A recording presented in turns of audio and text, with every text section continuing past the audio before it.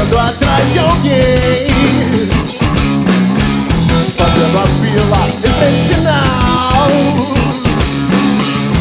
Ele não quer te fazer mal, afinal já é tarde pra isso. Bate rumo às esquinas, onde ele insiste em voar com sua nave espacial, estacionada em frente sinal, separando a melhor parte, fazendo as contas dos planos reais, pra abastecer a sua nave. É preciso muito mais. Bate rumo às esquinas, onde ele insiste em voar com sua nave espacial, estacionada em frente sinal.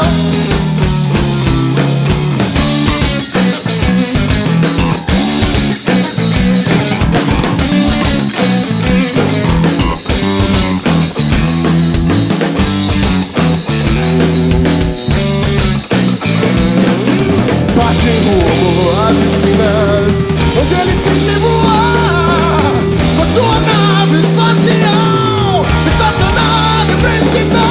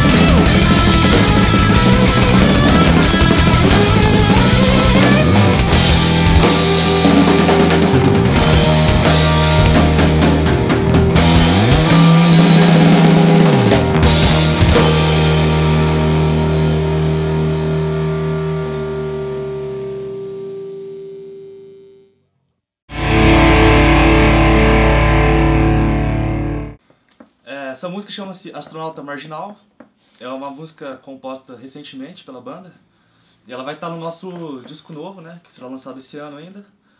E a letra dela fala sobre um marginal que está pedindo dinheiro, esmola na rua, para abastecer a sua nave espacial, que ele precisa decolar daqui, entendeu, para ir para outro lugar. Então é uma cena, né, a letra, assim, fala basicamente de uma cena que a gente até pretende fazer uma ordem cronológica com as músicas para se tornar até um filme futuramente. Então, essa música aí, ela foi tocada pela primeira vez agora, num recente show que a gente fez, que a gente apresentou ela ao vivo. E eu acho bacana que esse lance novo tá numa pegada que continua o progressivo, continua a psicodelia da banda, mas com uma coisa um pouco mais, como é que eu vou dizer, acessível, assim, mais viável para mais pessoas conseguirem absorver esse som, que a gente sabe que não é tão popular e tão fácil, né? Então acho que isso ficou legal nessa música, assim. Eu acho que ela tem uma temática irônica e legal e ao mesmo tempo torna-se interessante. Eu acho mais interessante, assim, para as pessoas que ouvem e tal. Primeiramente, essa guitarra aqui foi um presente do Luke The Held. Eu ganhei dia 13 de julho de 2012, num show que a gente fez na Concha. Não tem nem o que falar, né, o presente, mas é uma Gibson Supreme. Ela, pô, eu nunca tinha tocado nunca tinha usado Gibson antes. Sempre usei Stratocaster, Fender, né? E a diferença é muito grande, assim, de uma guitarra para outra. Eu costumo usar a guitarra de acordo com o que a música pede, né?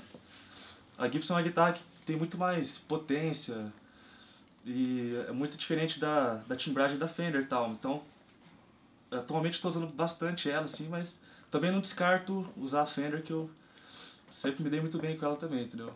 Questão do braço, etc, madeira, enfim. E nessa música eu usei a Gibson, no disco eu vou usar ela também na gravação. O pedal que eu usei foi um Ampler. Esse pedal aqui ele é feito à mão, comprei do Mizão, aliás. E é um cara que faz, ele é americano, acho que chama, é Brian Ampler o nome do cara. Ele tem 3 drives, né? 3 opções de drive. E eu uso bastante o fuzz dele, né? Na música. Basicamente, todas as músicas eu uso mais o fuzz. Por causa da timbragem que eu busco mais, né? Mais clássico, assim, mais Jimi Hendrix, mais essa sonoridade. Então, essa aqui é a minha Fender, que eu usei no primeiro disco do Mescalha. É uma Stratocaster Highway, modelo 70, né? Ela tem o headstock do modelo que foi lançado em 1970. E eu tô com ela desde 2007. Só usei ela no primeiro disco, na verdade. Misturei com 3 amplificadores. E eu tenho muita intimidade com a Stratocaster, assim. Eu gosto muito dessa guitarra. Pode ver que ela tá bem arrebentada. Surrada. E sem uma corda. E sem uma corda, aliás, que eu também gosto de estourar corda. Mas assim, nesse disco novo eu pretendo usar ela bastante também. Assim, eu tô criando uma intimidade mais com a Gibson agora. Tô tentando aprender um pouco mais. Como o João sempre fala, tem coisa que só a Gibson faz por você, né? E é verdade, assim, é muito... E só a Fender faz por você também. Exatamente. As coisas que a Gibson não consegue fazer. Então, assim, vai ser do som mesmo, que o som pedir. Tem música que pede Fender, tem música que pede a Gibson. E é essa que eu tô usando no momento, né? Pretendo ter Telecaster, semiacústica, etc. Mas eu gosto muito desses 2 modelos de guitarra, né? São minhas preferidas. Acho que é isso. Bom, nessa música hoje eu usei um set bem básico. Foi um condução de 20, a VDIS da Zildjian, um ataque de 18 da Asian e um chimbal 14 mesmo, a VDIS também. Nesse som de hoje, como era uma coisa mais crua mesmo, eu procurei usar 2 pratos grandes, que tivessem uma ressonância maior, porque é um som mais pesado, ele abre mais fácil, né? E pro rock, para esse projeto Mescalha, eu acho que é o essencial, assim, ter pratos que falem bem, abrem bem, que tem um timbre definido, mas que também dê uma sujada no som para dar aquele... corpo, né? Para dar um corpo mesmo no som, exatamente. Bom, para ao vivo, os lugares que você vai tocar e você não conhece, que você vai pegar, é importante o baterista sempre sofre, né? Ele tem que levar muita coisa. Pedestais, geralmente eu levo pelo menos 4 pedestais. O pedal, eu uso um pedal bem específico também, eu uso um Iron Cobra duplo, da Tama, porque eu me acostumei já há tempos e eu tenho umas influências já já toquei muito metal na vida, né? Os outros pratos que eu uso também, eu gosto muito de usar China, que é um prato de efeito. Eu tenho 2, um de 18 e um de 16, que um mais abertão e outro mais para ataques curtos, né? O importante também é lembrar, o baterista tem que lembrar sempre em equipamento levar banco. Você vai tocar em lugares que você não conhece, você pegar um banco ruim acaba com o seu show. Banco, eu acho que a primeira coisa que você tem que pensar antes de sair de casa é se o seu banco tá ok, você vai ter um banco legal pra você tocar, cara. Você tocar sentado numa caixa de cerveja não é legal. Outra coisa importante também é você achar o seu par de baqueta, cara. Porque o par de baqueta, ele vai definir muito o que você vai tocar e a sua velocidade e a sua precisão. Eu uso o Vic-Firth 5B, que eu acho que todo mundo aí que toca bateria já ouviu falar. É uma baqueta razoavelmente grossa e comprida. E pro nosso som, que é um som pesado, mais pegada, é o que eu sinto necessidade. Eu já toquei com baquetas mais leves e não deu conta, ou quebrou, ou esforça muito a musculatura. E essas baquetas que foi que eu achei o melhor equilíbrio. Não é tão pesada e não é tão leve. Enfim, é o que o nosso som pede. Outra coisa específica minha também é que eu uso bastante, eu tenho uma caixa handmade da Alderi, que é uma caixa de 14 por 6. É uma caixa bem grave. E a gente remete um pouco à influência dos anos 70, né? Aquelas coisas mais graves, os tambores também, eu prefiro tambores maiores. E basicamente do meu set isso é o que eu uso. Eu não sou muito de usar splashes, pratos pequenos, principalmente nesse projeto, que é um projeto bem pesado. Nossa banda, realmente, eu acho que ao vivo não consigo usar muito pratos pequenos. Então, pra mim, 18 pra cima. Bom, na música de hoje, o Astronauta Marginal, a linha de baixo ela tem bastante slap e alguns riffs de guitarra, né? E o baixo que eu estou usando nessa gravação foi o Rickenbacker 4003. E ele é um baixo, ele é mais voltado pro rock, assim, na parte de funk, slap, assim, ele deixa um pouco a desejar. Então eu usei esse flanger, né? Ele ele deixa um pouco mais gordo o timbre do baixo, assim, e ele deixa mais vivo o timbre, assim, então ele fica bem bacana. Em alguns shows eu estou usando também o trêmulo, eu acho bem legal para fazer alguns climas, quando você liga com alguma distorção, alguma coisa assim, ele, né, mistura com aquele som de guitarra, assim, fica bem bacana. Esse trêmulo é handmade até, né? Feito pelo Mauro. Feito pelo Mauro. Feito aqui de pelo Mauro. Cambé. Mauro do Pink Floyd, né? Verdade. Outro pedal que eu gosto bastante, a minha banda não gosta tanto, é um fuzz. Esse fuzz, ele deixa o baixo bem pesado, assim, ele fica com uma distorção bem forte.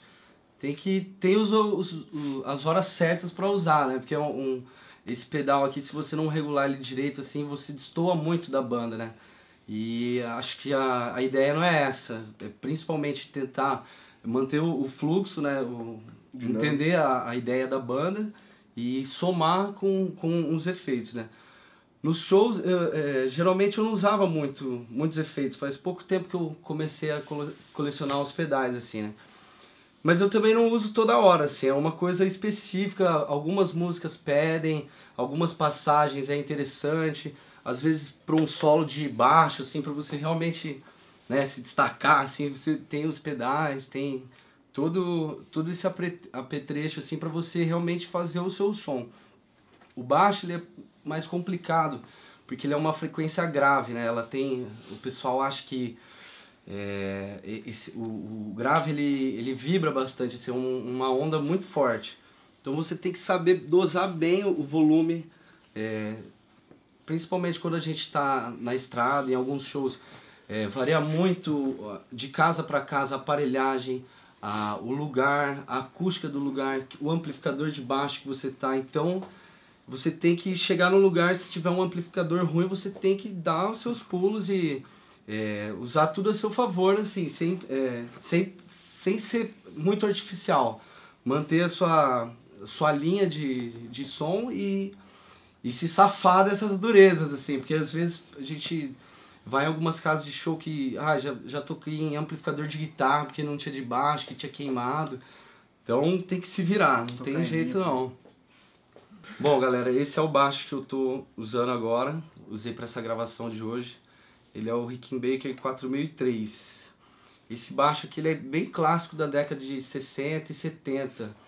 Várias bandas bacanas usaram ele, por exemplo, das bandas gringas, o Rush, o Geddy Lee sempre usou esse baixo, o baixista do Purple, o Roger Glover também sempre usou esse contrabaixo, o Paul McCartney, a gravação de Something ele fez no Rickenbacker. Yes. Dos baixistas brasileiros, o baixista do Yes também meio que reinventou esse baixo, né? Porque ele tem um timbre bem agudo, assim, né? Ele ronca bastante. Na segunda guitarra. Tem um timbre. Dos baixistas brasileiros também abraçaram, eles fizeram uma versão brasileira que era o Giannini, era mais ou menos uma cópia, assim, né? O Liminha do Mutantes usou muito, qual que é o do Isca de Polícia? O Itamar Assunção, ele usava um Rickenbacker, assim. Então ele é um baixo, ele tem uma sonoridade bem clássica, ele destoa bem do que a gente ouve clássico, assim, aquele timbre de jazz bass, que é bem gordo, mais aveludado. Ele já é um timbre agressivo, tá com alguns raladinhos já, né, de cinto, assim, de palheta. Mas, é um baixo fenomenal. Ele tem duas entradas aqui, ó. Se você dividir, tem uma que para você ligar naqueles amplificadores de combo, né? Aqui tem o falante de 18 e 4 de 8, de 10, ele divide. Então você consegue dentro do baixo que você quer regular o grave que você quer, os tones. E tem o outro que é a linha aberta, daí ele não influencia na captação do amplificador. Ele tem as chavinhas. Essa para cima ele joga nesse captador da ponte. Não, esse é do braço. Do braço. Então ele fica um som bem gostoso, ele fica mais aveludado, não fica tão instalado. O problema dele ele é muito sensível à captação desse baixo. Se você bater muito forte, ele vai clipar. Então, por exemplo, numa gravação de hoje, se você não tocar com um jeito, né, realmente você estraga o seu som no contrabaixo. A outra chave ele libera as duas aqui, ele fica um som flat assim. E a última ele pega só o captador da ponte, assim, pra tocar de palheta, fica bem legal. Bem essa. E é um baixo que funciona tanto no dedo, na palheta, no slap, assim, ele é bem bacana. Tem um timbre bem legal. É top, Muito né, legal. cara? Esse baixo é... Eu também uso um Fender Jazz Bass. Também ele é totalmente diferente, né? E pra mim foi muito bacana. Eu fiquei bastante tempo com o Rickenbacker e faz, sei lá, uns 6, 7 meses que eu peguei o Fender. Eu senti outro instrumento, né? Reaprender a tocar um instrumento, mesmo que seja... Os dois tenham 4 cordas e tudo mais. Cada um tem o seu jeito, o que é melhor para cada um. O Fender eu sinto para dedilhar e para tocar bandas como Led Zeppelin, assim, fica perfeito. Assim, ele reproduz bem essa sonoridade clássica que a banda vem procurando e sempre a gente buscou essas influências, sem deixar de absorver as coisas que estão acontecendo hoje, que tem que ser valorizada, né? Enfim, esse é um contrabaixo que a gente gravou o primeiro disco da banda. O próximo disco eu também vou usar ele. E vocês vão ver que o som é muito bom. Obrigado. Desde quando eu comecei a cantar, assim, eu no começo eu não dava muito importância para esse lance de equipamento de microfone e de tentar buscar uma coisa mais específica, assim. Mas acostumado a sempre usar equipamento de locação e tal, até por falta de experiência também não dava tanto valor. Mas aí já faz aqui uns 1 ano e meio, mais ou menos, que eu já estava me preocupando com isso, assim, até uma vez eu trabalhei com o pessoal do Pedreira e eu vi mais de perto esse lance de como o microfone é importante, assim, para cada coisa, como isso faz a diferença, assim. E aí foi daí pra frente que eu comecei a pensar mais, pesquisar mais sobre isso aí. Aí, numa ocasião que a gente foi tocar em Foz do Iguaçu, que a gente sempre toca lá e a gente sempre dá uma visitada no Paraguai, né, pra fazer umas compras. E numa loja de música eu acabei vendo esse microfone aqui na vitrine e, putz, achei demais, né, visual excelente e tal. E esse aqui, então, é um Shure, é um Super 55. Cara, é um microfone excelente, ele é basicamente um beta, assim, um 58 da Shure, entendeu? Ele tem mais ou menos a mesma sonoridade, assim. O que é especial nele é o visual, né, cara? Que ele é bonito pra caramba e tal, tipo... Ele dá um estilão, assim, na hora que você tá cantando. Eu vario, assim, às vezes eu uso ele na mão, e eu passo o cabo aqui no pescoço, deixo ele pendurado e tal, eu gosto de brincar com isso. E às vezes eu uso no pedestal, assim, eu gosto bastante desse microfone, ele só tem uma coisa que é mais complicado, porque você tem que meio que decidir o que você quer fazer, você quer tocar com o pedestal ou você quer tocar com ele na mão. Porque no meio do show é complicado você desrosquear ele, né, do pedestal e querer pegar ele na mão. E às vezes me dá vontade, mas não dá pra fazer, então... E também ele é um pouco pesado, assim, quando você tá tocando na mão, né? Mas é bacana, cara. Eu já quase quebrei o dente umas 200 vezes aqui, porque, cara, isso aqui, bicho, é uma arma, velho. Entendeu? É muito pesado. Então, cantando, às vezes, de boca aberta, meti o dente aqui já várias vezes, já conferi muito pra ver se não foi. Então, mas assim, muito bacana, nunca me deixa na mão, sempre levo, todos os lugares que eu vou tocar, não importa, eu uso o meu mic. E uso um cabo, eu uso o Monster Cable, né? O cabo da Monster, que é um cabo excelente, top de linha, de 9 metros e tal. Ele só tem um probleminha também, que no encaixe dele no pedestal, ele tem um encaixe um pouco mais gordo, assim. Às vezes ele dá um pouco de... né? Na hora de encaixar, ele não deixa você usar o pedestal. Mas é até bom que você exercita também tocar com o microfone na mão, né? Daí... De um tempo pra cá, assim, também, eu comecei a pesquisar um pouco sobre efeitos de voz também, assim. Porque eu acho que o Mescalha pede muito efeitos, assim, entendeu? Porque como é uma banda de uma influência de muito rock progressivo, muita coisa assim, é legal ter sonoridades, assim, coisas diferentes, timbres diferentes no meio. Então eu resolvi daí ir atrás de alguma coisa pra colocar na voz.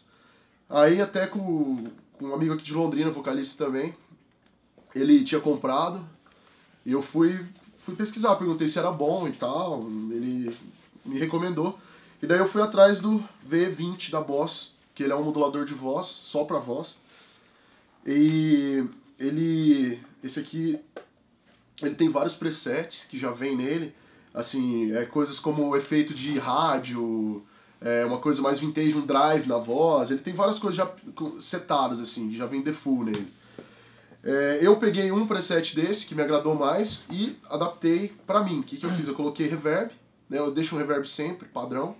Então toda vez que eu vou tocar, se o técnico tiver com algum efeito na mesa, eu mando tirar e falo que eu controlo aqui. Basicamente o que eu uso disso aqui é o delay, entendeu? Eu aciono o pedal aqui, ele fica sempre acionado. E aqui eu aciono um efeito que eu quero, um delay, ou se eu quiser colocar um reverb aqui, eu posso colocar e tirar, tanto faz. Ele tem um lance também de você gravar looping, né? Você segura, grava uma linha, depois você vai gravando por cima e ele vai transpondo, né? Dá pra você fazer várias brincadeiras assim também. Eu brinco com isso aqui às vezes, tipo, tem uma música nossa, acho que é Bolero, né? Bolero do Ar Vermelho, que aqui tem um efeito que é aquela voz do Luke Skywalker lá, do Darth Vader. E daí no meio da música tem uma hora que eu paro e ponho nesse efeito e falo, é legal pra caramba, sabe? Aquela voz bem grave, é bem bacana, assim. É o apetite. Era surpresinha. E, então, eu usava com pilhas, antigamente. Geralmente quando eu vou tocar fora, assim, eu uso com pilha, porque, cara, quem toca sabe, é sempre uma dificuldade de tomada, de não sei o quê. E daí eu prefiro aqui, tipo, não tem fio, eu já coloco pilha e plugo os cabos e tá pronto. Quando eu toco aqui, eu levo minha fonte, ele entra uma fontezinha 9 volts aqui e toco, cara. É isso aí. De voz, assim, basicamente é isso. Eu até tô pesquisando umas coisas mais, assim, avançadas e tal, só que ainda tá caro, não tá rolando, né? Mas, pô, isso aqui me salva, cara. Ele me deixa na mão também, assim. É que a gente tava falando, esse lance de dar estrada, você não sabe o que tá te esperando, entendeu? Então, é sempre bom você ter uma coisa que salve a característica do seu som. Seja um pedal de guitarra, que ele sempre usa, ele também, o baixo, os pedais, e eu com esse aqui também. E é isso aí, cara. Esse é meu equipamento. É tudo que eu tenho que carregar.